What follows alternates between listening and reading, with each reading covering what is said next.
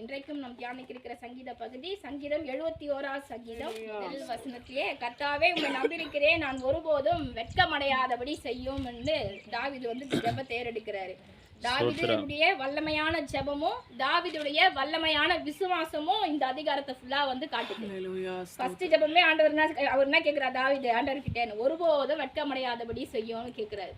ஒவ்வொரு காரியத்திலும் கர்த்தர் தான் நம்மள வெட்க முடியாத செய்ய முடியும். நம்மள நம்பியே நம்ம போனா நம்மளுக்கு வெட்கம் தான். ஆண்டவரை நம்பி இருக்கும் போதே அவர் துணையா நம்ம செய்யும் போது எந்த ஒரு காரியத்திலுமே நமக்கு என்ன உண்டாகாதுங்களா, வெட்க முடியாதது. நமக்கு ஒரு நாள் ஆண்டவரே என்ன செய்ய மாட்டாரு, வெட்கத்தை உண்டு பண்ணவே மாட்டாரு. கர்த்தர் நிச்சயமா நம்ம எல்லாத்துல இருந்தோம் நம்ம தலையை நிமிர்ந்து நிற்க செய்வராதான் இருப்பாரே தவிர நம்ம ஒருபோதும் வெட்கமடையவே மாட்டாரு, விடவே மாட்டாரு. உமது நீதியின் நிமித்தம் என்னை விடுவித்து என்னை காத்தருளும், உமது செவியை எனக்கு சாய்த்து என்னை ரட்சியும் சொல்றாரு. கர்த்தருடைய நீதி நிமித்தம் மட்டும்தான் நம்மளுக்கு உதவி வரும். நம்முடைய நீதி நிமித்தம் தான் நம்மளுக்கு உதவி கிடையாது. கர்த்தர்கிட்ட கிட்ட கூட நம்ம நீதி நெருங்கி கூட போக முடியாது. ஏன்னா நம்முடைய நீதி ரொம்ப பெருசா இருந்துட்டு நம்மளுடைய நீதி ஒண்ணுமே கிடையாது. கர்த்தருடைய நீதியின் நிமித்தம் தான். தாவீது நல்லா புரிஞ்சு வச்சா சொல்றாரு, நான் ஒண்ணுமே இல்ல, உங்களுடைய நீதி நிமித்தம் எனக்கு என்ன செய்யுங்க பண்ணீங்க, உதவி செய்யுங்க. ஆண்டவர்கிட்ட கேட்கும் போது உங்களுடைய நீதி நிமித்தம் எனக்கு உதவி செய்யுங்க. ஏன்னா நம்ம பண்றது ஒண்ணுமே கிடையாது. நம்முடைய நீதி வச்சிருந்தா கர்த்தர்கிட்ட நம்மளால என்ன செய்ய முடியாது, நெருங்கி கூட போய் நம்மளால நிக்கவே முடியவே முடியாது. நம்முடைய நீதியை வைத்து அவரை எதுவுமே நம்ம செய்ய முடியாது. அப்போ நம்ம ஒவ்வொரு காரியத்தை செய்யும் போதும் உமது நீதி நிமித்தம் எனக்கு உதவி செய்யும் நம்ம கேட்கணும். ஜெபம் பண்ணும்போது ஒவ்வொரு காரியத்திலயும் உமது நீதி நிமித்தம் எனக்கு உதவி செய்யும், உமது நீதி நிமித்தம் எனக்கு பாதுகாப்பு தரும், உமது நீதி நிமித்தம் என்னை வெட்கமடையாதபடி செய்யும் அப்படின்னு ஒவ்வொரு காரியத்திலும் கர்த்தருடைய நீதியை முன்வைத்து நம்ம எல்லாத்தையுமே கேட்கிறவங்களா நம்ம இருக்கணும். 8வது வசனத்துல, என் வாய் உமது துதியினாலும் நாள்தோறும் உமது மகத்துவத்தினாலும் நிறைந்திருப்பதாக. ஒவ்வொரு நாளும் நம்முடைய வாய் எப்படி இருக்கணுங்களா, கர்த்தரை துதிக்கிறதுலயே நம்முடைய வாய் இருக்கணுங்களா. ஒவ்வொரு நாளும் ஆண்டவர் நம்மளுக்கு செய்யற ஒவ்வொரு காரியத்தை குறிச்சு நம்ம என்ன பண்ணணுங்களா, துதிக்கிறவங்களாவே நம்ம இருக்கணுங்களா.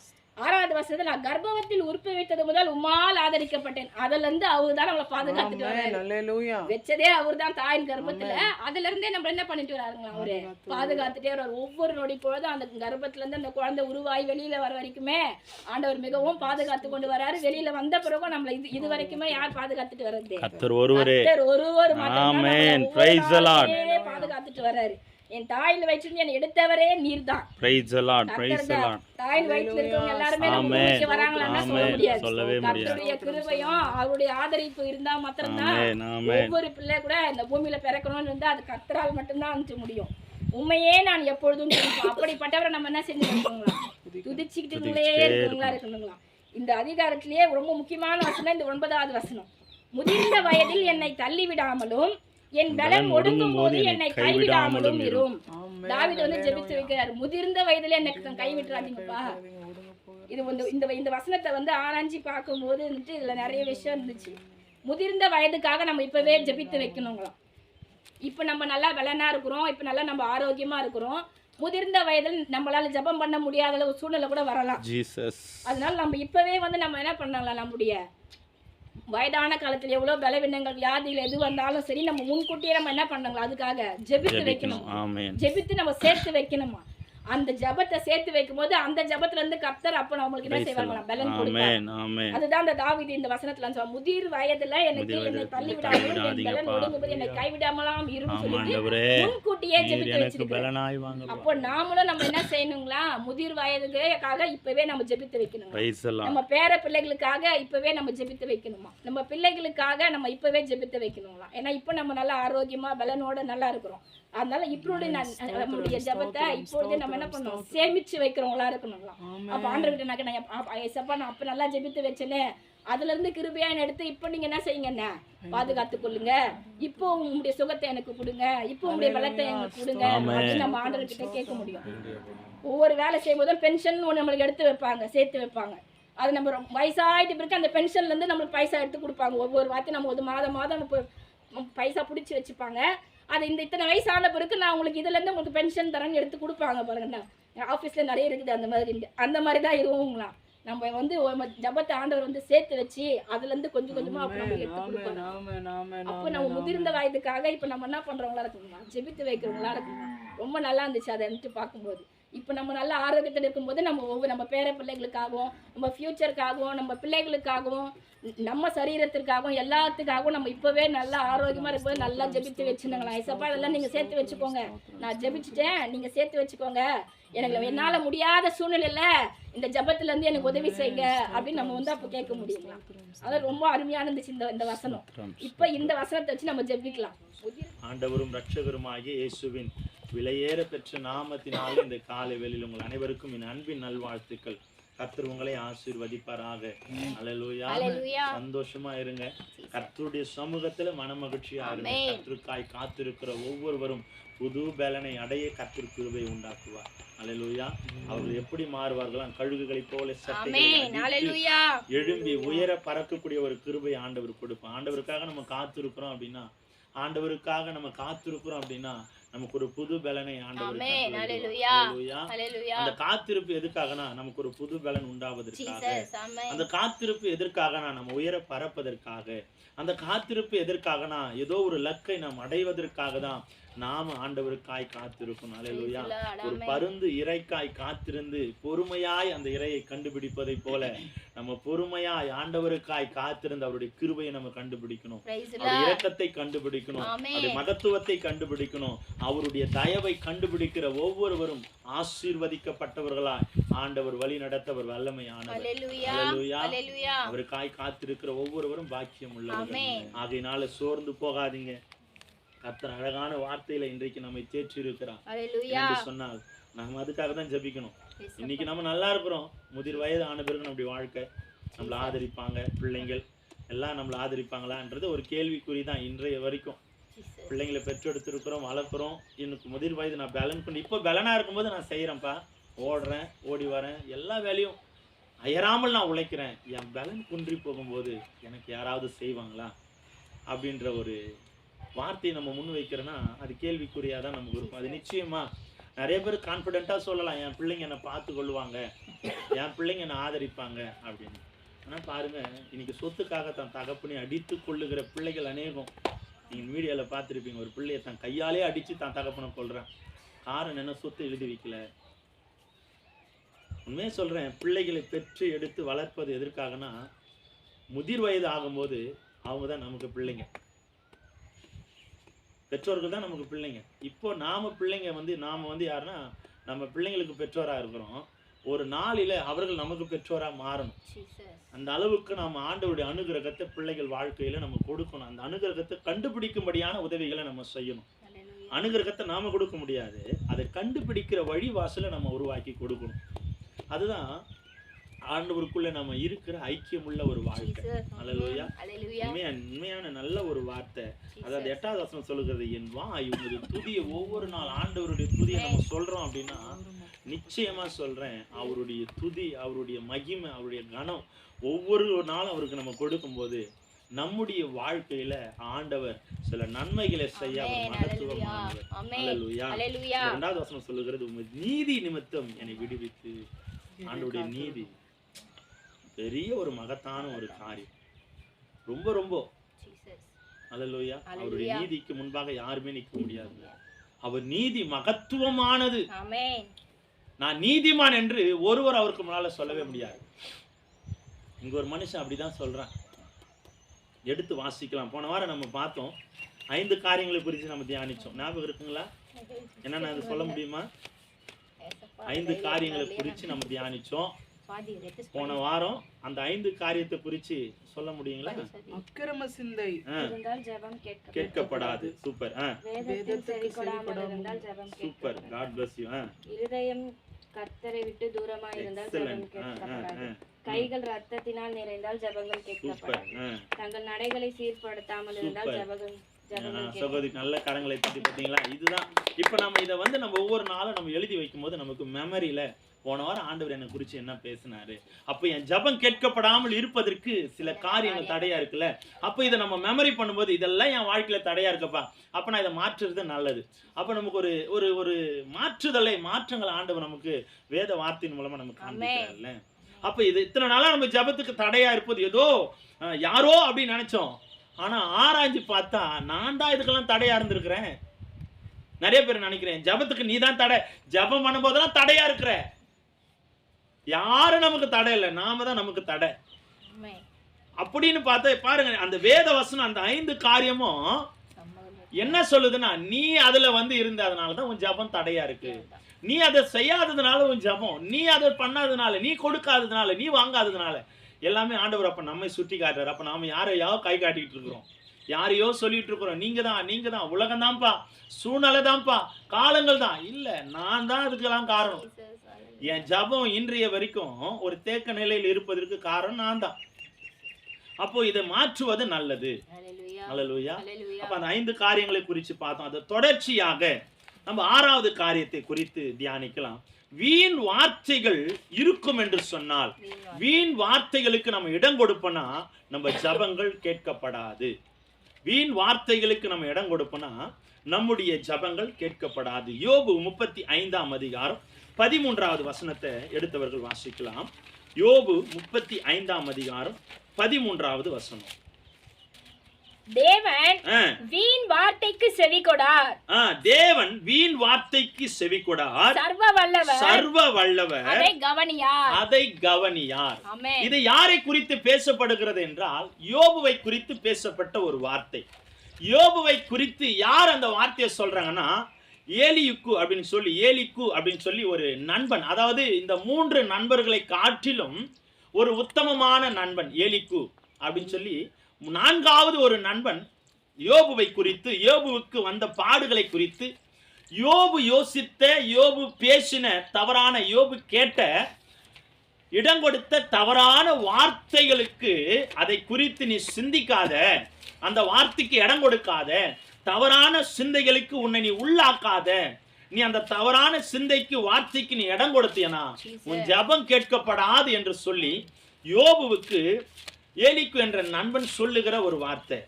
யோபுடைய நண்பர்கள் எலிபாஸ், பில்தாத், சோப்பார். இந்த 3 பேருமே பார்த்தீங்கன்னா யோபுடைய முக்கியமான ஒரு நண்பர்கள், ரொம்ப அன்பா நேசித்த ஒரு நண்பர்கள். ஆனா யோபு ஒரு வியாதியில, பாடுகளில, உபத்திரவத்துல இருக்கும்போது, நிறைய பேர் நம்ம பலவீனமா ஒரு மருத்துவமனையில் இருக்கிறோம் அப்படின்னா, சில பேர் நம்மளை விசாரிக்க வரும்போது அவங்க கிட்ட நம்ம எதிர்பார்க்கிற காரியம் என்ன? நல்ல ஒரு வார்த்தை எதிர்பார்க்கிறோம். அவங்க ஏதாவது ஒரு வார்த்தை, அவங்க மோசமானவங்களா கூட இருக்கட்டுமே, விரோதியா இருந்தாலும் அவங்க கிட்ட ஒரு வார்த்தை நம்ம எதிர்பார்க்கிறோம். என்னன்னா, நீ நல்லாயிருவ, சுகமா வருவ, கவலைப்படாத, உன்னுடைய ஜபம் கேட்கப்படும், நீ சுகமா வீட்டுக்கு போயிருவ, உனக்கு ஒன்னும் ஆகாது, நீ கவலைப்படாதுன்னு சொல்லுகிற வார்த்தையை தான் நம்ம கேட்க ஆசைப்படுவோம். ஆனால் யோபுடைய வாழ்க்கையில இது மாறுதலாய் நடக்கிறது. இந்த 3 நண்பர்களும், அதாவது இந்த 3 நண்பர்கள் பேசுகிற ஒரு வார்த்தை, எலிபாஸ், பில்தாத், சோப்பார் பேசுற ஒரு வார்த்தை, நீ ஏதோ ஒரு தவறு செஞ்ச, அதனால தான் இந்த பாடு. நீ ஆண்டவருக்கு விரோதமா பாவம் செஞ்சுட்ட, அதனால தான் இந்த பாடு. ஆண்டவருக்கு விரோதமா துரோகம் செஞ்சுட்ட, அதனால தான். அவரை எதை குறித்து பேசினாலும், நீ ஏதோ பண்ணிருக்கிற, ஏதோ செய்திருக்கிற, ஏதோ குற்றப்படுத்தி இருக்கிற, ஏதோ குற்றத்தை செய்திருக்கிறன்னு சொல்லி யோபு மேல குற்றத்தை சுமத்துகிற ஒரு 3 நண்பர்களா அங்க இருக்கிறாங்க. ஆனா யோபு எதிர்பார்த்தது, இந்த நண்பர்கள் ஏதாவது ஒரு ஆறுதல் வார்த்தையை சொல்லுவாங்க. பாருங்க, இந்த யோபு தன் நண்பர்களிடத்தில் எதிர்பார்த்த வார்த்தை யோபு காதுல கேட்க முடியல. ஏன்னா யோபுவை குறித்து பேசுகிற வார்த்தை எல்லாமே அவதூறு. உடனே யோபு கேட்க கேட்க அவருக்குன்னா அது கோபம் மூழ்கிறது, கோபம் எழுகிறது. கோபம் எழுந்த உடனே அவர் அந்த கோபத்துல என்ன வார்த்தை சொல்றாருன்னா, நான் நீதிமான் தான் அப்படின்னு எந்த வார்த்தையை சொல்ற, ஆண்டவரை விட நான் நீதிமான் அப்படின்னு சொல்லிடுறாரு. என்ன சொல்றாரு? நான் ஆண்டவரை விட நீதிமான் அப்படின்னு அந்த கோபத்துல அவர் சொல்லும் பொழுது, ஏலிக்கு என்ன பண்றாரு, எல்லாவற்றையும் கேட்டுட்டு இருக்கிற. எதை கேட்கிறாருன்னா, தான் 3 நண்பர்கள் பேசுகிறதையும் யோபு பேசுகிறதையும் பொறுமையா கேட்கிற. 3 நண்பர்கள் பேசுகிறதையும் யோபு பேசுகிறதையும் பொறுமையா கேட்டுட்டே இருந்த அந்த ஏலிக்கு திடீர்னு கோபப்படுகிறார். எதுல கோபப்படுறாருன்னா, யோபு தன் ஆண்டவரை விட நீதிமான் என்று சொன்ன அந்த வார்த்தை நிமித்தமா அவர் கோபப்பட்டு அவரை கடிந்து கொள்கிறார். யாரு? யோபு கடிந்து கொண்டு பேசும் பொழுதுதான் யோபு அநேக காரியங்கள் அலப்புற, வீண் வார்த்தைகள். அந்த வார்த்தைகளை கேட்ட உடனே சமாதானமாய் இருந்த யோபுடைய இருதயம் மூர்க்க குணமாய் மாறுகிறது, கோபமாய் மாறுகிறது. என்னை பற்றி உங்களுக்கு என்ன தெரியும்? நான் நீதிமான் தெரியுமா? ஆண்டவரை காட்டில நான் நீதிமான் என்ற அந்த வார்த்தையை முன் வைக்கும் போது அங்க அமைதியாய் காத்திருந்த ஏலிக்கு கோபம் வருகிறது.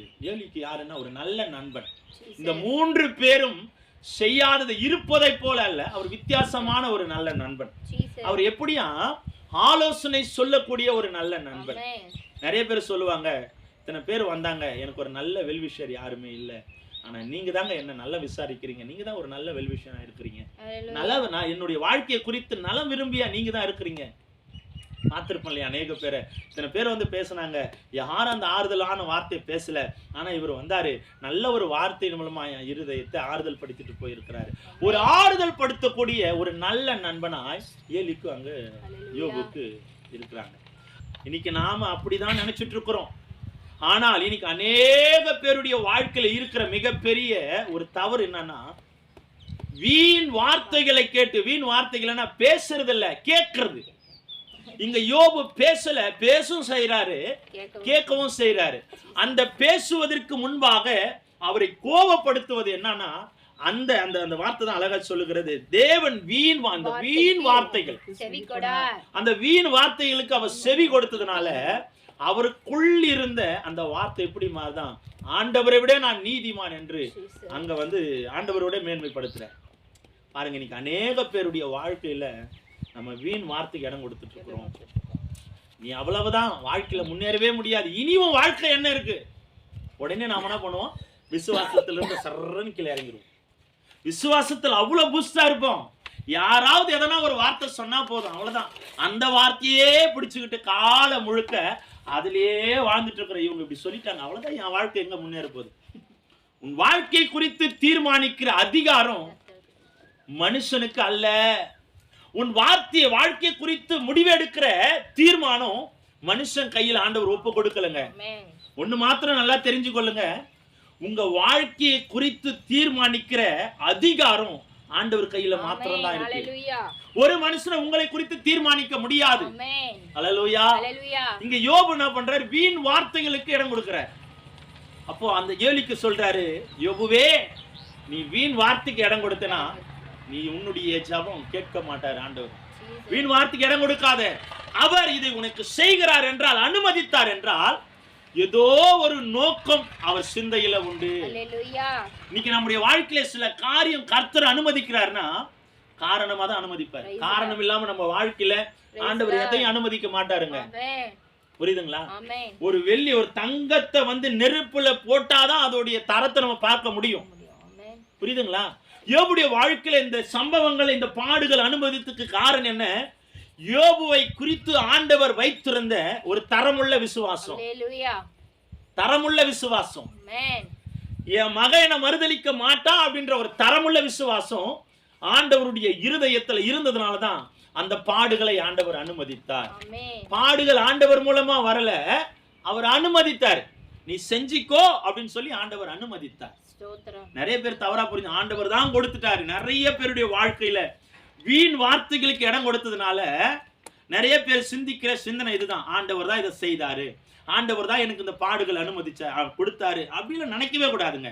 நம்முடைய வாழ்க்கையில சில பாடுகளை ஆண்டவர் அனுமதித்தாலும் ஏதோ நம்மிடத்திலிருந்து ஆண்டவர் எதிர்பார்க்கிறாரு.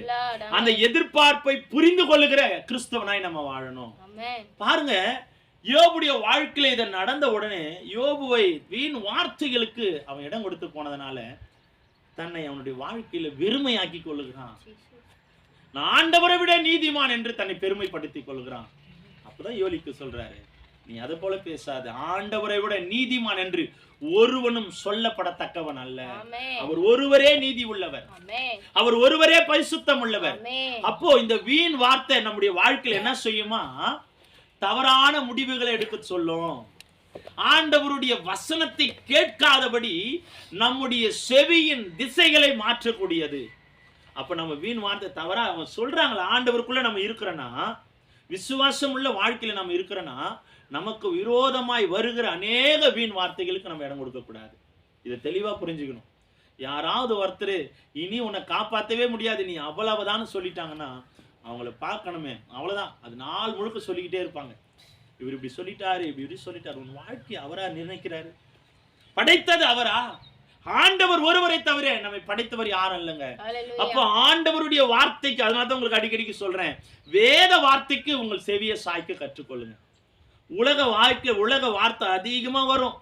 நரம்பில்லாத இந்த நாவு இன்னைக்கு உன் வாழ்க்கை குறித்து புரட்டி பேசுகிற அதிகாரம் அதுக்கு உண்டு. ஆனா நம்ம அதுக்கெல்லாம் இடம் கொடுத்தோம்னா நம்ம வாழ்க்கை ஒரு நாளும் சமாதான பாதையில கொண்டு போக முடியாது. ஹல்லேலூயா. பாருங்க, வீண் வார்த்தைக்கு யோபு இடம் கொடுத்ததுனால அங்க ஒரு எச்சரிப்பின் சத்தத்தை அவர் கேட்கும்படியான ஒரு வல்லமை ஆண்டவர் அங்க கொடுக்கிறார். ஏலிக்கு மூலமாய் வருகிற ஒரு எச்சரிப்பின் சத்தம். அவர் சொல்றாரு பாருங்க, தேவன் வீண் வார்த்தைகளுக்கு நீ வீண் வார்த்தைகளுக்கு நீ செவி கொடுத்தனா உன் ஜெபத்தை அவர் கேட்கவே மாட்டாருப்பா. அந்த வார்த்தையில நீ நம்பாத. நீ பேசுகிற வார்த்தையும் தவறு. ஆண்டவரை விட நீதிமான் ஒருவனும் அல்ல, ஆண்டவரை விட நீதி உள்ளவர் ஒருவரும் அல்ல, அவர் ஒருவரே நீதிமான். அல்லேலூயா. நம்ம பார்த்தல அந்த சங்கீதத்துல அவர் ஒருவர் தான் நீதிமான். அவருடைய நீதிக்கு முன்பாக நம்ம ஒரு நாளும் நிற்கவே முடியாது.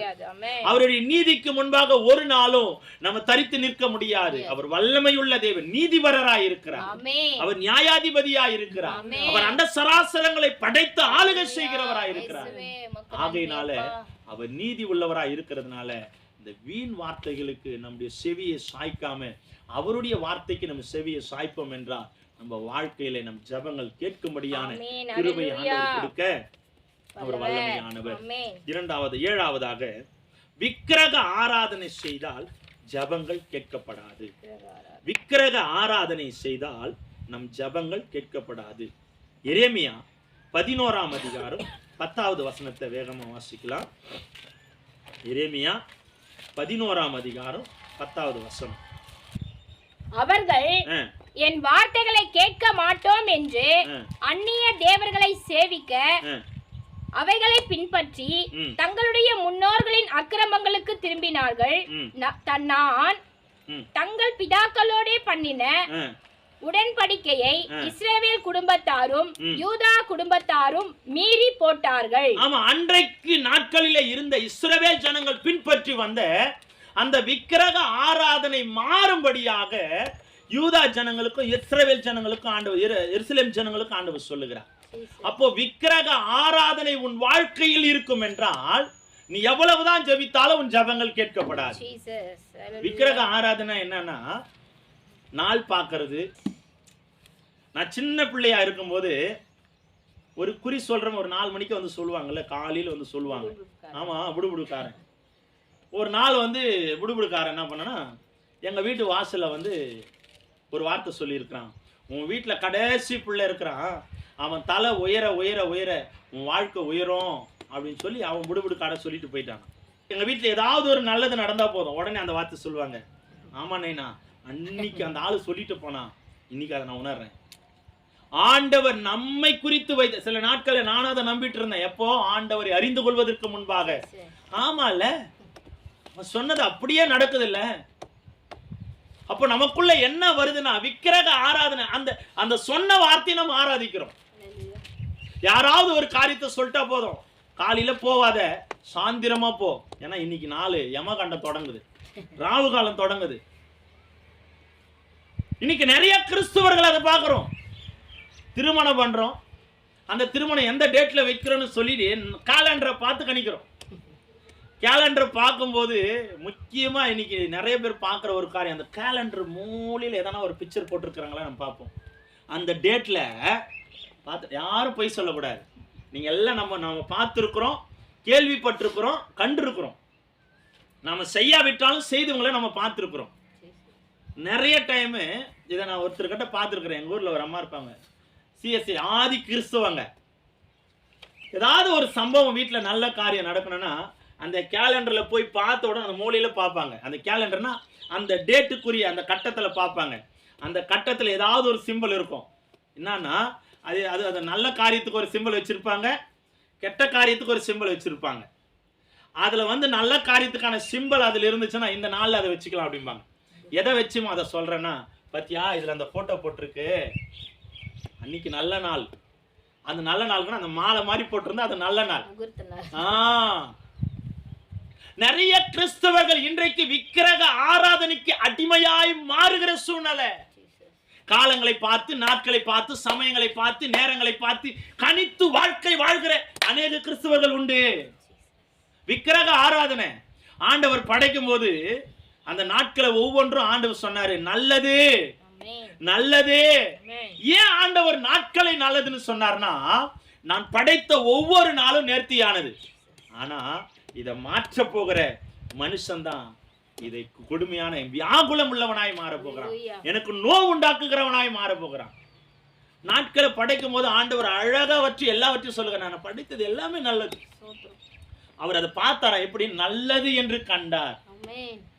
ஆண்டவர் வச்சது அவர் நல்லதுன்னு பார்த்தாரு. ஆனா இன்னைக்கு நாம எப்படி பார்த்துட்டு இருக்கிறோம்? கெட்டது, இந்த நேரம் கெட்டது, இந்த நாள் கெட்டது, இந்த டைம் கெட்டது, இந்த டைம்ல வெளியே போவாத, இந்த நாள்ல உள்ள வராத, இந்த நாள்ல இந்த காரியத்தை செய்யாத.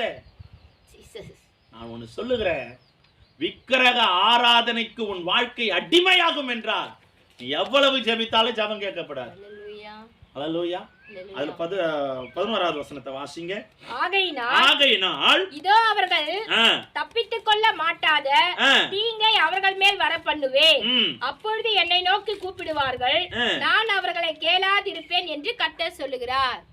யாருடைய குரலை கேட்க மாட்டாராம்? விக்கிரக ஆராதனைக்கு அடிமையாய் மாறுகிறவர்கள். அந்த வாசனம் ஆகையினாலே இதோ அவர்கள் தப்பித்துக் கொள்ள மாட்டாத ஒரு நாளும். ஹலோ, நல்லா சொல்றேன், இதை கேட்கிற யாரா இருந்தாலும், விக்கிரக ஆராதனை உன் குடும்பத்துல, உன் வாழ்க்கையில, உன் வேலையில, உன் படிப்புல, உன்னுடைய இருதயத்துல இருக்குன்னா தப்பிக்கவே முடியாதான். இது ஆணித்தரமா ஆண்டவர் சொல்றார். இதோ அவர்கள் தப்பித்துக் கொள்ள மாட்டார்கள். ஆக்கினிக்கு தப்பிக்கவே முடியாது, வரப்போகிற பாடுகளுக்கு தப்பிக்க முடியாது. இன்னைக்கு நல்லா இருக்கும், நம்ம வாழ்க்கை பார்க்கும் போது கேட்கும் போது நல்லா இருக்கும். ஒரு நாள் பெரிய பிரளயம் நம்ம மேல பிறழும் போது நம்ம தப்பிக்கவே முடியாது. அல்லேலூயா. அந்த வார்த்தை சொல்லிட்டு சொல்றாரு, தீங்கு அவர்கள் மேல் வர பண்ணுவேன், அப்பொழுது என்னை நோக்கி கூப்பிடுவார்கள், நான் அவர்களை கேளாதிருப்பேன். தீங்கு இந்த யாருக்கு இந்த தீங்கு? விக்கிரக ஆராதனைக்கு அடிமையாய் செய்கிறவர்கள் மேல தீங்கு வரும். தயவா சொல்றேன், ஆண்டவரை முன்வைத்து செய்வீர்கள், அவர் உங்களுக்கு தெளிவுபடுத்துவாருங்க. ஆண்டவரே நீங்க சொல்லுங்கப்பா, நீங்க பேசுங்க. நான் உங்களுடைய வாழ்க்கையில் உங்ககிட்ட ஒண்ணு சொல்ற ஒரே ஒரு காரியம், உங்களுடைய எல்லா காரியமும் ஆண்டவரிடத்துலதான் போகணுமே தவிர வேற எந்த உலகத்துக்கு காரியத்துக்கு போக வச்சிடாதீங்க. உலகத்தின் மனுஷனிடத்துல உங்க வாழ்க்கையை ஒப்பு கொடுத்துறாதீங்க. விக்கிரக ஆராதனை இன்னைக்கு அநேக பேர் சத்தியத்தை கேட்கிறோம், காது கொடுத்து கேட்கிறோம், மணிக்கணக்கு ஆண்டவர் ஆராதிக்கிறோம், உபவாச பிரேயர்ல இருக்கிறோம், பாஸ்டிங் போட்டு ஜெபிக்கிறோம், தனி ஜெபத்துல இருக்கிறோம், அரைக்கதவு மூடிட்டு ஜெபிக்கிறோம். ஆனால் நம்ம வாழ்க்கையின் வழிகள் எப்படி இருக்கு? யோசிக்கிறோமா? யோசிக்கிறோமா? வேணா சிஸ்டர், யார் சொல்றது? ஒரு சிஸ்டர், ஒரு சகோதரி சொல்றாங்க, வேணா சிஸ்டர் இந்த நேரத்துல அதை வைக்க கூடாது. யாரு சொன்னா? சொன்னாங்க, யாரோ ஒருவர் முன் வைத்தத பரம்பரை பரம்பரையா கடைபிடிச்சிட்டு வராங்க. அவனு சொல்லுகிறேன், ஆண்டவரை தவிர நம்ம வாழ்க்கையின் சூழ்நிலைகளை மாற்றுவதற்கு ஒன்றுமே அல்ல. அல்லேலூயா. அல்லேலூயா. இன்றைக்கு அடிமை அடிமை அடிமை அடிமைதான வாழ்க்கை தான். நாம யாருக்கு அடிமையா இருக்கணும் என்பதை மறந்து இன்னைக்கு எதுக்கு நாம அடிமையா இருக்க கூடாதோ அதுக்கு நாம அடிமையா இருக்கிறோம். அல்லேலூயா. அல்லேலூயா. நாளை பார்த்து, நேரத்தை பார்த்து, சூரியனை பார்த்து, நட்சத்திரத்தை பார்த்து நாட்களை கணித்து வாழறமே, எவ்வளவு பாவப்பட்ட ஒரு வாழ்க்கை இல்ல? அப்படிப்பட்ட பார்க்கிற ஒவ்வொருவருக்கும் தீங்கு வருமா? எச்சரிப்பா இருக்கணும். தீங்கு வரும். தீங்குனா என்ன? வியாதி, வேதனை, பாடு, தவிப்பு, நிந்த, கண்ணீர், அவமானம், துக்கம், வேதனை எல்லாமே வருமா? அந்த நாளில அவங்க என்ன கூப்பிடுவாங்க, அப்பா. எப்போ? கூப்பிட வேண்டிய நேரம் இல்ல, அவர்களுக்கு பாடுன்னு ஒண்ணு வரும். இன்னைக்கு நிறைய பேர் அடி கொடுத்தாதான் ஆண்டவருடைய சமூகத்துல வராங்க. நான் வந்து அதை சிந்திக்கல. நான் கர்த்தர்கிட்ட ஆண்டவருடைய ஜெபம் பண்ணேன், ஆண்டவர் நீங்க சுகமா இருக்கும்போதே கூட்டிட்டு வாங்க பாருங்க. அந்த அம்மா அங்க நின்றுட்டு இருந்தாங்க. அம்மா ஸ்தோத்திரமா, வாங்க ஆலயத்துக்குன்னு. இன்னொரு நாளைக்கு வரேன் ஏன் அப்படின்னாங்க. கர்த்தருக்கு ஸ்தோத்திரம்னு சொல்லிட்டு அப்படி மேலே ஏறேன். நீ பொறுமையாரு, நான் ஒரு நாள் கூட்டிட்டு வருவேன்ட்டாரு. நீ பொறுமையாரு, ஒரு நாள் நான் கூட்டிட்டு வருவேன். நீ பொறுமையாரு, ஒரு நாள் நான் கூட்டிட்டு வருவேன். அவங்கள நான் எங்க அடி கொடுத்தா வருவாங்கன்னு எனக்கு நல்லா தெரியும், நீ போ அப்படின்ட்டாரு. அதனால கம்முன்னு உள்ள வந்துட்டேன். சோத்திரமா வாங்கம்மா அப்படின்னு, ஆலயத்துக்கு வாங்கம்மா, ஆண்டவர் ஆராதிக்கலாம் வாங்க அப்படின்னு. இன்னொரு நாளைக்கு வரையா அப்படின்னாங்க. கர்த்தருக்கு சோத்திரமான்னு சொல்லிட்டு வந்துட்டேன். நீ போ, நான் கூட்டிட்டு வரேன், நீ ஏன் கவலைப்படுற, நீ உள்ள போ, நான் பார்த்துக்கிறேன், நீ போ. சில பேரு சுகமா இருக்கும்போதே ஆண்டவரை தேடி வரமாட்டாங்க. நான் ஸ்ட்ரெச்சர்ல படுத்துட்டு தான் வரணும்னு ஆசைப்பட்டா நான் என்ன பண்ண முடியும்? நான் சொல்லலைங்க ஐயா. நாம சுகமா இருக்கும்போது, நீங்க சொன்னீங்க ஆண்டவர் நீங்க ஒரு வார்த்தை பேசினார்ல, நான் முதிர் வயது ஆகிற வரைக்கும் நான் சுகமா இருக்கணும், பலன் குன்றி போனாலும் நீ கிருபையை தாங்கணும் அப்படின்னா, அந்த கிருபைக்கு நாம பாத்திரமா இருக்கணும். எல்லாமே இழந்துட்டு பிறகு கடைசியில வர்றது என்ன பிரயோஜனம்? நாம சுகமா இருக்கும் போதே ஆண்டவரை ஆராதிக்க கற்றுக்கொள்ளணும். அப்புறமா நான் அடிப்பட்டு மிதிப்பட்டு, நிறைய பேரு சில சில சில வித்தியாசமான மனிதர்கள் இருக்கிறாங்க. பார்த்து திருந்துருவங்க, சொல்லி திருந்துருவங்க, பட்டு திருந்துருவங்க. நாம எத்தனாவது கேட்டகரியில் இருக்கிறோம்? பார்த்தாவே நம்ம திருந்திரணும், நாம சொன்னாவே திருந்திரணும், நாம சொல்லி திருந்துகிற கேட்டகரியில் இருக்கணுமே தவிர, இதை தவிர இந்த 2 கேட்டகரிக்குள்ள நம்ம போயிடவே கூடாது. புரியுதுங்களா? நம்ம கேட்டு சொல்லி திருந்திரணும், அவ்வளவுதான். ஆண்டவருடைய சத்தம் என்ன நோக்கி வருது. ஆண்டவர் நேரா வந்து ஒரு மனுஷன் இடத்துல பேசிட மாட்டாருங்க. அதுக்காக தான் ஊழியக்காரர்களையும் தீர்க்கதரிசிகளையும் விசுவாசிகளையும் நிறைய ஆண்டவர் ஒவ்வொருவரையும் உண்டாக்கி வச்சிருக்கிறார். அல்லேலூயா. நிறைய பேர் சொல்லுவாங்க எனக்கு ஆண்டவருடைய சத்தம் வரல. இவங்களுக்கு மட்டும் ஸ்பெஷலா என்ன நினைக்கிறாங்கன்னா, டக்கானு ஆண்டு உள்ள தூங்கிட்டே இருக்கும்போது டமானு கதவை திறந்து ஆண்டவர் முன்னாடி நின்று நான் உன்னை அழைக்கிறேன் வந்துடுன்னு சொல்லணும்னு நினைக்கிற அநேக மக்கள் உண்டு. போய் நம்ம சொல்லி பாருங்க, ஆண்டவர் உங்களை ஊழியத்துக்கு அழைக்கிறாருங்க, ஆண்டவர் உங்களை வந்து தேர்ந்தெடுக்கிறாரு, உங்களை ஆண்டவர் இதை செய்ய வேணான்னு சொல்றாருன்னா, ஆமா இந்த பாசுக்கு ரொம்ப தெரிஞ்சிடும், சும்மா வந்து சொல்றாரு போயா. நிறைய பேர் இருக்கிறாங்க உலகத்துல. ஆண்டவருடைய சத்தம் எப்படி வருங்க? அன்னைக்கு எலியாவின் மூலமாய் உண்டான ஒரு சத்தம், ஒரு தீர்க்கதரிசியின் மூலமாய் வந்த சத்தம். சில பேர் கேட்டாங்க, சில பேர் கேட்கல. கேட்காதவங்க அடிபட்டாங்க, கேட்டவங்க எலியாவோடு நின்றாங்க. அல்லேலூயா. இன்னைக்கு அநேக பேருடைய வாழ்க்கையில அந்த பாடுகள் வருவதற்கு முன்பாக மாறுவதே இல்லை. வேணாம், மாறிடுங்க. கர்த்தருடைய சத்தத்துக்கு செவி கொடுங்க. விக்கிரக ஆராதனைக்கு அடிமையாய் மாறாத. சொல்லி பாருங்க, கேட்கிற குணங்கள் இல்ல. நான் பட்டு தான் திருந்துவேன், நான் பட்டாதான் திருந்துவேன் அப்படின்னு எதிர்பார்க்கிற அநேக ஜனங்கள் உண்டு. அல்லேலூயா. ஆமாங்க. இன்னைக்கு கேட்டு மாற்றிக்கொள்ளுகிற வாழ்க்கை யாருக்குமே இல்லை. 14வது வசனம் வாசிங்க. ஆதலால் நீ இந்த ஜனத்துக்காக விண்ணப்பம் பண்ண வேண்டாம், அவர்களுக்காக மன்றாடவும் கெஞ்சவும் வேண்டாம். அவர்கள் தங்கள் ஆபத்தின் நிமித்தம் என்னை நோக்கி கூப்பிடும் காலத்தில் நான் அவர்களை கேளாதிருப்பேன். எரேமியாவுக்கு ஆண்டவர் சொல்றாரு, எரேமியாவே அவங்களுக்காக நீ விண்ணப்பம் பண்ணாத. இன்னைக்கு அநேக ஊழியக்காரர்கள் விசுவாசிகளுக்காக சபை மக்களுக்காக முழங்காலிலே நின்று ஜெபிக்கிறாங்க. எதுக்காக? ஆத்துமாக்கள் பரலோகம் வரணும்னு. ஆனா இந்த ஆத்துமா என்ன பண்ணுது? எங்க கல்யாணம் வச்சாலும் அங்க ஓடிடுது, யாருன்னா கடைக்கு கூப்பிட்டா அங்க ஓடிடுறது. ஆண்டவரை ஆராதிக்கிற நேரம் தவிர்க்கும் போது யாராவது எதனா ஒரு சொன்னா ஓடி போயிருது. ஆண்டவரை ஆராதிக்கிற நேரம் தான். நிறைய பேர் சர்ச்சு வரத்து கூட கால நேரம் பாக்குறாங்க, தெரியுங்களா உங்களுக்கு? சர்ச்சுக்கு வரத்துக்கு கால நேரம் பாக்குறாங்க. காலைல 8 மணி சர்வீஸ்லாம் நான் எங்க அம்மா போகக்கூடாதுன்னு சொல்லிட்டாங்க. ஏன்னா சந்திர கிரகணம் ஏதோ சூரிய கிரகணம் பிடிக்குதான். சூரிய கிரகணம் பிடிச்சா உனக்கு என்னையா?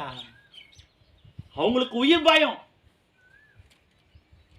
8:30 மணிக்கு போக கூடாது, அதுக்குள்ள வந்து போயிட்டு வந்தோம்னா, இல்லைன்னா சாயந்தரம் போக சொன்னாங்க. பாருங்க, இன்னைக்கு ஆலயத்துக்கு வருவதற்கு கூட நேரங்காலம். ஆண்டவர் ஆராதிக்க கூட இன்னும் கொஞ்ச நாள் போனா ஆண்டவர் ஆராதிக்க நேரத்தை கூட கணிச்சு வச்சிருவாங்க. இந்த நேரம் வரைக்கும் தான், அதுக்கப்புறம் ஆராதிக்க. விக்கிரக ஆராதனை ஒரு மனுஷனுடைய வாழ்க்கையில பெருகி போனதுனால இன்னைக்கு அவன் அதற்கு அடிமையாய் மாறுகிறானே தவிர உண்டாக்கி வைத்த தேவனுக்கு அடிமையா இல்ல.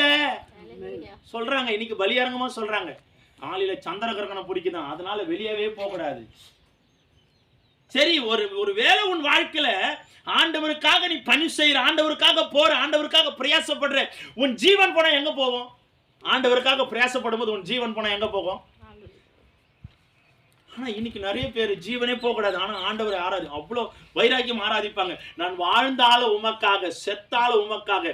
ஆண்டவரிடத்துல ஒரு வைராக்கியமான ஒரு ஜாபம். இப்ப நிறைய பேர் என்ன பண்றாங்கன்னா ட்ரெண்டா அதை ஃபாலோ பண்ணிட்டாங்க. ரத்த சாட்சியாய் நான் மரிக்கணும் ஆண்டவரே. எவனா ஒருத்தன் கல்லை தூக்கி அடிச்சு பாறான், துண்டை காண துணியை காணன்னு ஓடுறான். உனக்கு எனக்கு சம்மந்தமே கிடையாது. பாஸ்டர் காட்டி கொடுத்த இந்த பாஸ்டருக்கு எனக்கு சம்மந்தம் இல்லையான்னு ஓடி போயிடுறான். காரணம் என்ன? இன்னைக்கு ஆண்டவரை ஆராதிக்கக்கூடிய துணிகரம் வரல, பயம் வரல. ஆனா அவங்க கேட்டு பாருங்க, ரத்த சாட்சியாய் மரிக்கணும் தாங்க நான் ஆண்டவருக்காக என்ன ஒப்பு கொடுத்திருக்கிறேன். நான் ரத்த சாட்சியாய் மரிப்பதற்கான அடையாளம் ஒன்று கூட அவர் வாழ்க்கையில் இருக்காது. வேற எதுக்கான தன்னுடைய வாழ்க்கையை அடிமைப்படுத்தி கொண்டு ஆண்டவர் இன்றைக்கு ஏமாற்றுகிற அநேக ஜனங்கள் உண்டு. அதுதான் எரேமியாவுக்கு சொல்றாரு, எரேமியாவே இந்த ஜனங்க யாருன்னு எனக்கு தெரியும், இந்த ஜனங்களுக்காக நீ வேண்டுதல் செய்யாத சொல்லிட்டு அடுத்தது சொல்றாரு, விண்ணப்பம் பண்ண வேண்டாம், அவர்களுக்காக மன்றாடவும் கெஞ்சவும் வேண்டாம். அவர்கள் தங்கள் ஆபத்து நிமித்தம் என்னை நோக்கி கூப்பிடும் காலத்துல நான் அவர்கள் சத்தத்தை கேட்க மாட்டேன். நல்லா இருக்கும் போதெல்லாம் நான் கூப்பிட்டேன், வரல. ஆபத்துன்னு வரும்போது, இன்னைக்கு நிறைய பேர் அதுதான். சந்தோஷமா இருக்கும்போது, குடும்பமா இருக்கும்போது, ஒரு குடும்பத்துல ஒரு சொந்தக்காரன் வரும்போது அந்த சொந்தக்காரனையும் கூட்டிட்டு வந்து ஆலயத்துல உட்கார வைக்கிற அநேக சொந்த பந்தங்கள் இல்ல. பாருங்க, சொந்த பந்தம் வீட்டுக்கு வந்தா அப்படியே நம்ம கட் பண்ணிட்டு ஆராதனையை கட் பண்றோமே தவிர, ஆராதனைக்காக சொந்தத்தை என்னைக்காவது கட் பண்ண சொல்லுங்க.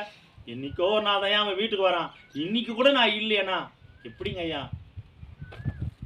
ஆண்டவர் கூட என்னைக்கோ ஒரு நாளைக்கு மட்டும் உனக்கு பதில் தந்தா ஒத்துக்குவோமா? நம்ம கேட்கும் போது ஆண்டவரேன்னு கூப்பிடும் போது மாத்திரம் நம்ம பதில் தரணும்னு எதிர்பார்க்கிறோமே.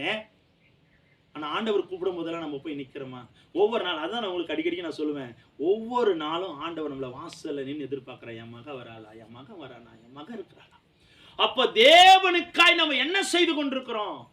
அதான் சொல்றேன், எரேமியாவே நீ அவங்களுக்காக கெஞ்சவும் மன்றாடாத. எதுக்காக அவங்க இங்க வராங்கன்னா தங்கள் ஆபத்துல தங்களை காப்பாற்றிக் கொள்ளதான் வராங்களே தவிர, நன்மை நடக்கும்போது, ஆசீர்வாதம் வரும்போது, மேன்மை நடக்கும்போது என்ன ஒரு நாள் நினைச்சு பார்க்க மாட்டேன்றாங்க. அவங்களுக்காக நீ மன்றாடாதப்பா. ஆண்டவருடைய துக்கம் எவ்வளவாய் மாறுகிறது. அப்ப நம்ம வாழ்க்கை எதற்கு அடிமையாய் போகிறது? விக்கிரக வாழ்க்கைக்கு அடிமையாய் மாறி போன நம்முடைய வாழ்க்கை ஆபத்துக்கு தப்பு வைக்கவே முடியாதுங்க. எச்சரிப்பையும் சத்தமா சொல்லுகிறேன், ஆபத்து நேரிடும் போது நம்ம தப்பித்துக் கொள்ளவே முடியாது. ஆண்டவருக்கு கொடுக்க வேண்டிய கனத்தை நம்ம கட்டாயமா கொடுத்தே ஆகணும். ஆண்டவர் சொல்லுகிறார், நான் எஜமான் என்றால் எனக்கு பயப்படும் பயம் எங்க? நான் பிதாவானால் எனக்கு கொடுக்கும் கனம் எங்க? நான் ரெண்டுத்துல நான் உனக்கு எதுவா இருக்கிறேன்? நான் ரெண்டுமா இருந்தா இந்த காரியம் நான் உனக்கு எஜமானா இருந்தா எனக்கு பயப்படுற பயம் உங்ககிட்ட இருக்கா? நான் பிதாவானால் எனக்கு கொடுக்கிற கனம் உனக்கு எங்க? ஆண்டவர் துக்கத்தோட கேள்வி கேட்கிறாருங்க. நாம அவருக்கு செய்ய வேண்டிய கனத்தை கொடுக்கிறோமா? எங்குமே இல்லாத அசதி ஆலயத்திற்குள்ள மாத்திரம் ஏன் வருது? அப்ப நாம யோசித்து பார்க்கணும். அவருக்கு கொடுக்க வேண்டிய கனம் நம்ம இருதயத்தில் இல்லாததுனாலதான். நான் உண்மையா துக்கத்தோட சொல்றேன். வாரம் சபையில நான் சொல்லிட்டு இருக்கிறேன், ஆலயத்துக்குள்ள வந்தா தூங்காதீங்க, ஆலயத்துக்குள்ள வந்தா கண்ணு மூடாதீங்க. ஒரு அம்மா எப்படிதான், உண்மையா நான் இன்னும் கூட அந்த அம்மாவை பத்தி நான் கேட்கும்போது சொன்னாங்க, ஐயா நீ நம்பவே நம்பாட்டி, அந்த அம்மா சபைக்கு வந்ததுல இருந்து இந்த நாள் வரைக்கும் அது ஒரு ஆவி அவங்களை பிடிச்சு இன்னும் கூட ஆளுக செஞ்சுட்டே இருக்கு.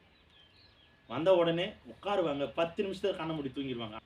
நானும் எவ்வளோ அவங்களுக்காக நிறைய தனி ஜபத்தில் ஜபித்திருக்கேன். ஆனால் போன வாரம் வந்தாங்க, பார்த்து ஒரு 2 நிமிஷம் கண்ணை மூடினாங்க. 3வது நிமிஷம் ஒரு 2 நிமிஷம் கண்ணை மூடினாங்க. அதுக்கப்புறம் சத்தியம் உள்ளே போக போக கடைசி வரைக்கும் பார்க்குறேன் அவங்க கண்கள் மூடலை. அப்பா பரவாயில்லப்பா, நீங்கள் பதில் கொடுத்துட்டீங்கப்பா. ஏன் சொல்கிறேன்? அப்போ நாம் எதற்கு அடிமையாய் மாறுறோம்? நம்முடைய கனம் எங்கே இருக்குது? நம்மளுக்கு பயப்பட பயம் எங்கே இருக்குது? நேற்று ஒரு வீட்டுக்கு ப்ரேயருக்கு என்னை கூப்பிட்டு இருந்தாங்க. ஆண்டவர் பேசுன அந்த 128வது சங்கீதத்தில் 4வது வசனம், முதல் வசனம் சொல்லுகிறது, கர்த்தருக்கு பயப்படுகிற மனுஷன் பாக்கியம். அப்போ பாக்கியம் எங்க வரணும்? பாக்கியம் நமக்கு எங்க இருக்கு? அவருக்கு பயப்படும் போதுதான் அந்த பாக்கியமும் நன்மையும் நமக்கு வரும். நம்ம ஆபத்துக்கு மாத்திரம் அவரை தேடி வரோம். நன்மை நடக்கும் போது அவரை தேடுறோமா, சுவாசிக்கிறோமா, விசுவாசிக்கிறோமா? நல்லா சிந்தித்து பார்க்கணும். அப்ப நாம எதற்கு அடிமையா இருக்கிறோம்? எது மேல நம்பிக்கையா இருக்கிறோம்? எதற்கு நம்ம ரெஸ்பெக்ட் கொடுக்கிறோம்? நம்முடைய மரியாதை கனம் எது மேல இருக்கு? உலகத்தின் மேலயா, ஆண்டவர் மேலயா? ரொம்ப ரொம்ப நம்ம நேசிக்கணுங்க. நான் சொல்றேன், கடவுள் மேல, ஆண்டவர் மேல உங்களுக்கு பயம் இருக்குன்னா, விசுவாசம் இருக்குன்னா, ரெஸ்பெக்ட் இருக்குன்னா, மரியாதை இருக்குன்னா, நிச்சயமாய் நம்ம கனப்படுத்தப்படுவோம் அல்லேலூயா. சொல்றாரு. அப்போ ஆண்டவருக்கு எவ்வளவு கோபம் இருந்தா எரேமியா கிட்ட இந்த வார்த்தையை சொல்லுவார். எரேமியா தீர்க்கதரிசி, தயவு செஞ்சு ஜனங்களுக்கு நீ ஜெபம் பண்ணவே பண்ணாதுப்பா. ஆண்டவரே சொல்றாரு. நிறைய ஊழியக்காரங்க சொல்லுவாங்க, அந்த அம்மாக்காரருக்கு ஜெபிக்காதுப்பா, விட்டுருப்பா, எவ்வளவு ஜெபிச்சாலும் அந்த அம்மா ஆலயத்துக்கு வரவே வராதியா, விட்டுறியா அப்படின்னு மனுஷன் தான் சொல்லுவான். ஆண்டவர் சொல்றாரு பாருங்க, நீ ஜெபிக்காத, விட்டுரு. அன்னைக்கு மோசே கிட்ட போராடினாரு, இந்த ஜனங்களை நான் அழிக்க போறேன், தயவு செஞ்சு விலகிருப்பா. உண்மையா நல்லா கேட்டுங்க, மனுஷனை மீட்க நினைக்கிற ஆண்டவருக்கே இவ்வளவு கோபத்தை நம்ம உண்டாக்குறோம்னு நினைச்சு ஐயா ஒரு நிமிஷம் நினைச்சு பாருங்க. மோசேயை ஆண்டவர் அனுப்புறாரு, லட்சக்கணக்கான ஜனங்கள், அந்த ஜனங்களை நீ மீட்டு எடுத்துட்டு வரணும். 430 வருஷம் அடிமையா இருக்கிறாங்க அநேக ஜனங்கள், இஸ்ரவேல் ஜனங்கள். இப்படி அவங்க 430 வருஷமா அந்த பாலும் தேனும் ஓடுகிற கானான் தேசத்துக்கு போவதற்கான காரியங்கள் அவங்க பின்தொடர்ந்து போகுது. அவ்வளோ ஆண்டவர் அவங்களை மீட்டு எடுத்துட்டு வந்து அந்த தேவனே அவ்வளோ கோபத்துல சொல்றாரு, இந்த ஜனங்களை விட்டு விலகிறே, நான் இந்த ஜனங்களை மீட்டு எடுக்க விரும்பல. அப்ப நம்ம எவ்வளவு கோபத்தை உண்டாக்கி வச்சிருந்தா ஆண்டவருக்கு அவ்வளவு கோபம் வந்திருக்கும். பாருங்க, எரேமியா அந்த ஜனங்களுக்காக விண்ணப்பம் பண்றாரு. ஆண்டவர் சொல்றாரு, விண்ணப்பம் பண்ணாது, ஏன்னா அவ்வளோ கோபத்தை உண்டாக்குகிற பிள்ளைகளா நம்ம மாறிட்டோம். அப்போ ஆண்டவருக்கு கொடுக்க வேண்டிய கனத்தை நம்ம கட்டாயமா கொடுத்தாகணும். ஐயா, ஆண்டவருக்கு கொடுக்க வேண்டிய ரெஸ்பெக்டை நம்ம கட்டாயமா கொடுத்தாகணும். போன வாரம் உண்மையா சொல்றேன், எப்பவுமே அந்த பிள்ளைய நான் பாவாடை சட்டியில பார்ப்பேன். போன வாரம் பேண்ட் சட்டோட வந்துட்டாங்க. அந்த நேரத்தில் அப்போதான் அந்த மெசேஜ் வரும்போது, அந்த பாயிண்ட் வரும்போது உள்ள வந்துட்டாங்க. நான் என்ன செய்யறதுன்னே தெரியல, அந்த பாயிண்ட் எடுக்கலாமா எடுக்கக்கூடாதுன்னு தெரியல.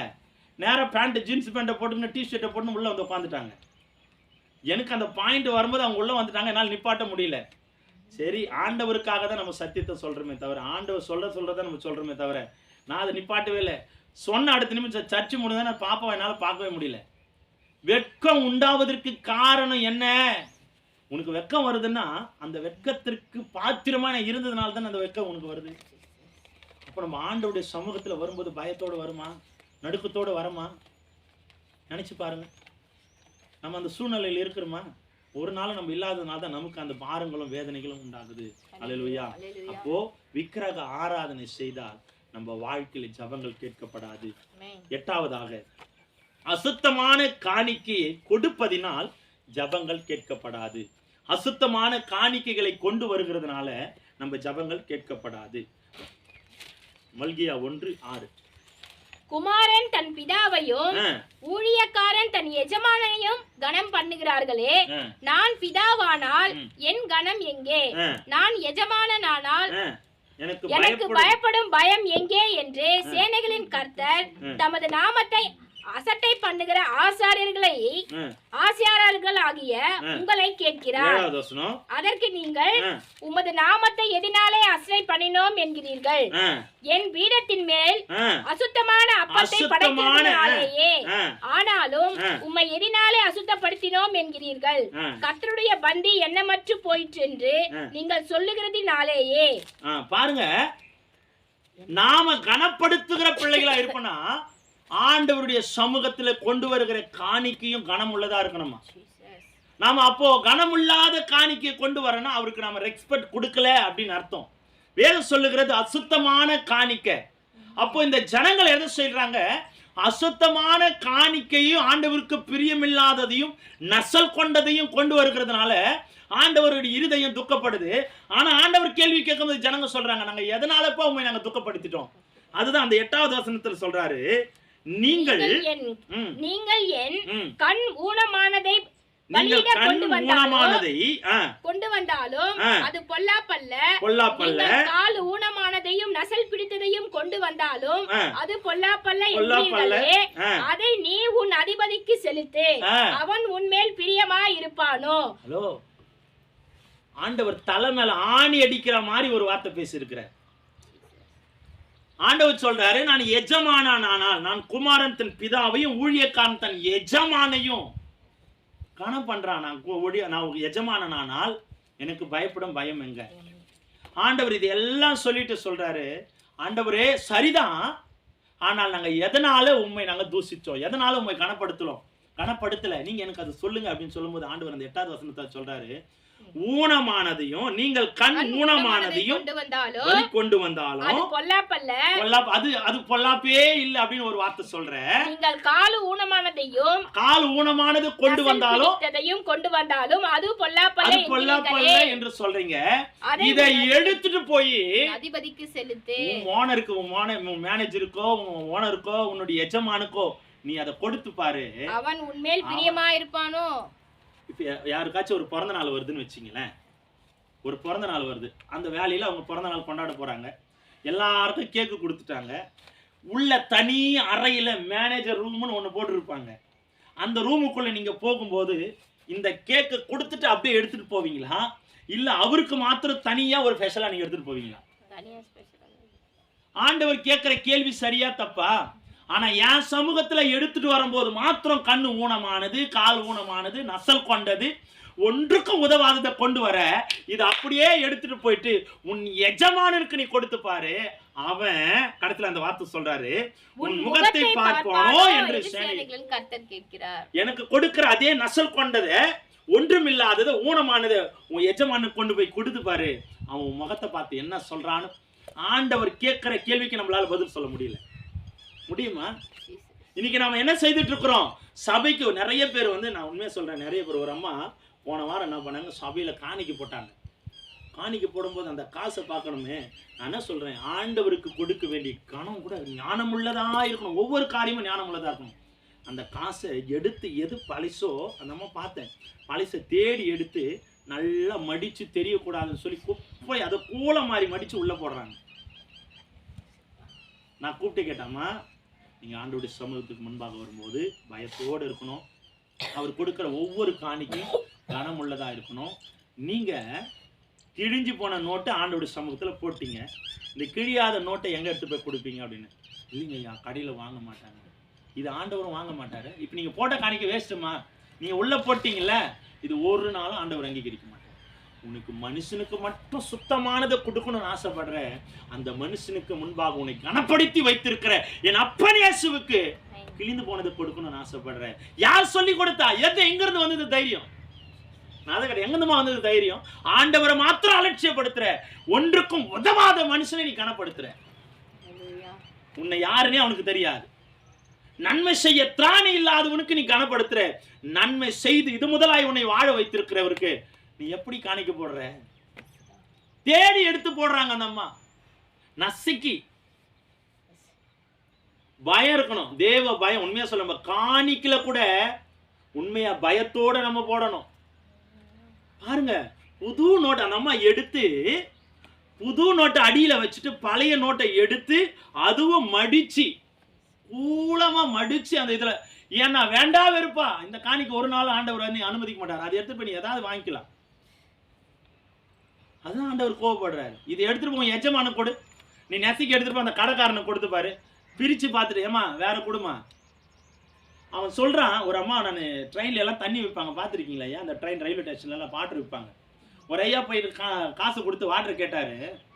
அந்த அம்மா வாட்டர் கொடுக்கறதுக்கு முன்னாடி இந்த காசை வாங்கி பிரிச்சு பார்த்துட்டு, இந்தாங்க வேற காசை கொடுங்க அப்படின்னாங்க. ஏன் அப்படின்னாரு. கிழிஞ்சிருக்கு. எங்க கிழிஞ்சிருக்கு? இல்ல கிழிஞ்சிருக்கு, வேற காசு கொடுத்தா கொடுங்க, இல்லப்போ அங்க தண்ணி கிடையாது, அப்படியே வச்சுட்டாங்க அந்த அம்மா. இவர் அடுத்தது எடுத்து தேடி புது நோட்டை எடுத்து கொடுக்குறாரு. தனக்கு ஆதாயம் வேணும். பாருங்க, ஒன்றும் அதான் வேணும் சொல்றாரு, மனுஷனா நம்ம மதிக்க கூட தகுதியற்ற நமக்கு இன்னைக்கு மனுஷனுடைய கணம் எவ்வளவு இருக்கு, எத்தனை மனுஷனுக்கு நம்ம இவ்வளவு கணம் கொடுக்கிறோம். ஆனால் இந்து முதலாய் படைத்து ஆளுகை செய்து உங்களையும் என்னையும் ரத்தத்தினால் ஜீவனை கொடுத்து மீட்டெடுத்த அந்த தெய்வத்துக்கு நம்ம கணம் கொடுக்கிறோமா? கணம் என்பது காணிக்கல மாத்திரம் இல்லைங்க, நம்ம கொடுக்கிற செய்கிற ஒவ்வொரு ஆராதனையிலும் தான். காணிக்கல மட்டும் இல்ல, காணிக்கை என்பது ஒரு சின்ன ஒரு பகுதி தான். ஆனால் அதை காற்றிலும் விலை மதிக்க முடியாது நம்முடைய ஆராதனைகள், நம்ம குணங்கள், நம்ம இருதயம், நம்ம செயல்பாடு, சிந்தை எப்படி இருக்கு, ஆண்டவருக்கு முன்பாக கனமுள்ள காரியம் எப்படி இருக்கு. சொல்றேன், நான் இதை சொல்றேன்னு தயவு செய்து தப்பா எடுத்துக்கொள்ளாதீங்க. கேட்கிற எல்லாருக்கும் இந்த சத்தியம் போகணும். சொல்றேன், உள்ள வரும்போது ஒரு பயம் இருக்கணும். ஆண்டவர் என்னை, அவருடைய கண்கள் என்னை சுற்றிலும் உலாவி கொண்டிருக்கு. நான் காணாத என் தேவன் என்னை பார்த்துட்டே இருக்கிறாரு. நம்ம கண்கள் விழிச்சுட்டே இருக்கணும். பேசுகிறது நான் இல்லைங்க, பேசுகிறது ஏதோ ஒரு ஊழியக்காரன் அல்ல, ஆண்டவராகிய இயேசு கிறிஸ்து. அல்லேலூயா. அந்த சத்தியத்திற்கு நம்ம செவி கொடுக்கணும். ஏமா ஆலயத்துக்கு வரல? இல்லையா, கொஞ்சம் மனஸ்தாபம். யார் மேல? ஆண்டவர் மேலேயம்மா? இல்ல, மனுஷன் மேல. மனுஷன் மேல மனஸ்தாபப்பட்டு என்னமா செய்யற? உனக்கு மனிதன் முக்கியமா, ஆண்டவர் முக்கியமா? ஆண்டவர் தான் ஏன் முக்கியம். அப்ப நீங்க ஆண்டவரை தேடி வாங்க. யார் உங்களை, அந்த அம்மா சொன்னாங்க, மனஸ்தாபத்தினால வரலையா, கொஞ்சம் மன கஷ்டம். யார் மேல மன கஷ்டம்? ஆண்டவர் மேலயா, மனுஷன் மேலயா? மனுஷங்க மேலதான். உங்களுக்கு உதவி செய்ய திராணி இல்லாத மனுஷன் மேல கவலைப்பட்டு நீங்க என்ன பண்ண போறீங்க? ஆண்டவர் உங்களை வரவானான்னு சொன்னாரா? நீங்க வருவது யாருக்காக? நீங்க ஜெபிப்பது யாருக்காக? முழங்கால் படிட்டு ஆராதனை செய்வது யாருக்காக? ஆண்டவருக்காக. அவரை மாத்திரம் பாருங்க, மனுஷனை பார்க்காதீங்க. ஆண்டவர் என்ன சொல்றாரு அதை மாத்திரம் செய்யுங்க. மன்னிச்சிருங்க ஐயா, உங்களுக்கு கண்டிப்பா வந்துடுறேன்.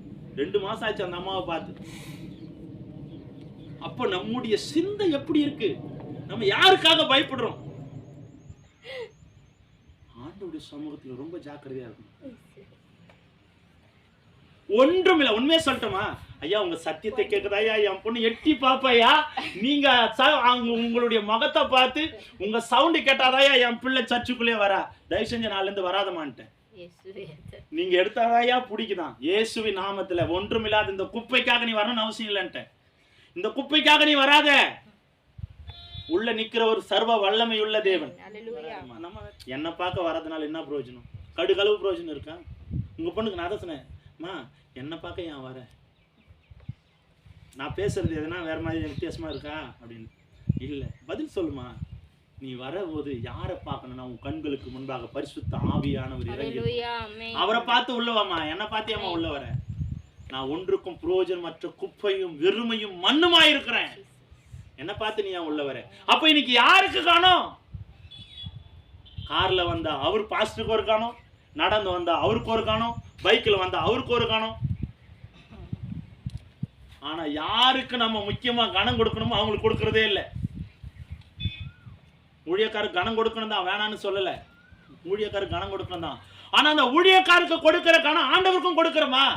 ஊழியக்கார் வரும்போது மாத்திரம் அவ்வளோ கனத்தை கொடுக்கிற ஜபோன்னு முழங்கால் படிட்டு உடனே நம்ம ஜபத்துல தரித்திருக்கிறோமா? நல்லா யோசித்து பார்க்கணும். இது தேவ சத்தம். நீ கண்ணை திறந்து வேடிக்கை பார்க்கிற அப்படின்னா உன் பயம் மனுஷன் மேல இருக்க தவிர ஆண்டவர் மேல இல்ல. நீ கண்ணை திறந்து எங்கேயோ பேசிட்டு இருக்கிற அப்படின்னா உன் பயம் மனுஷன் மேல இருக்க தவிர ஆண்டவர் மேல இல்ல.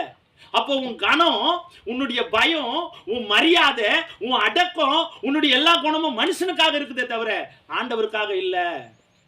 சொல்றாரு, இதை எடுத்துட்டு போ உன் எஜமான கிட்ட கொடு, அவன் முகத்தை பார்த்து பேசுவானான்னு பாத்துக்கலாம். 9வது வசனத்தை படிங்களேன். இப்போதும் தேவனுடைய சமூகத்தை நோக்கி கெஞ்சுங்கள், அப்பொழுது நம்மேல் இறங்குவார். இது உங்களாலே வந்த காரியம், அவர் உங்களை அங்கீகரிப்பாரோ என்று சேனைகளின் கர்த்தர் கேட்கிறார். ஆமா, இது அவர் அங்கீகரிப்பாரோ என்று. இப்போது தேவனுடைய சமூகத்தை நோக்கி கெஞ்சுங்கள், அப்பொழுது நம்மேல் இறங்குவார். இது உங்களாலே வந்த காரியம். இது உங்களால உண்டான காரியம். அவருடைய சமூகத்துல போங்க, அவர் சமூகத்துல கெஞ்சுங்க. அவர் சமூகத்துல ஆண்டவர் சொல்றாரு, இது எல்லாம் நீ செஞ்சுட்ட, இனி தாமதிக்காத, ஆண்டவருடைய சமூகத்துல மன்றாடு, ஜெபி, என்ன மன்னிச்சிருங்கப்பான்னு கேளுங்க. கொஞ்சம் உள்ள வந்துருங்கம்மா.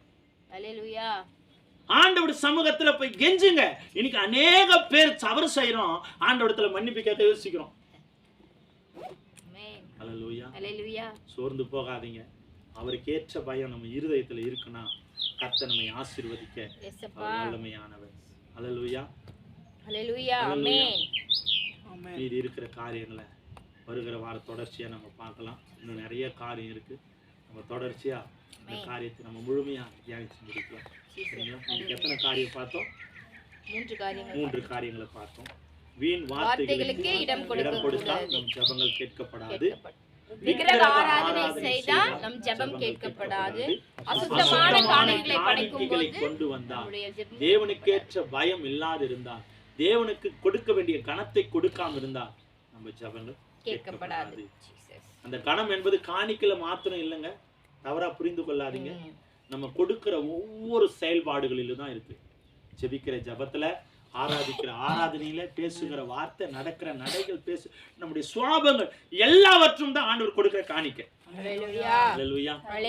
இருதயத்தை ஆண்டவர் காணிக்கையா கொடுக்கணும். நம்ம சுவாபத்தை ஆண்டவருக்கு காணிக்கையா கொடுக்கணும், நம்ம செயல்களை ஆண்டவருக்கு காணிக்கையா கொடுக்கணும், நம்ம நடக்கைகளை ஆண்டவருக்கு காணிக்கையா கொடுக்கணும், நம்ம உத்தமத்தை ஆண்டவருக்கு காணிக்கையா கொடுக்கணும், நம்முடைய சம்பாதியத்துல ஒரு பங்கை ஆண்டவருக்கு காணிக்கையா கொடுக்கணும். இது எல்லாமே ஆண்டவர் கொடுக்கிற கனமுள்ள ஒரு காணிக்கை. அல்லேலூயா.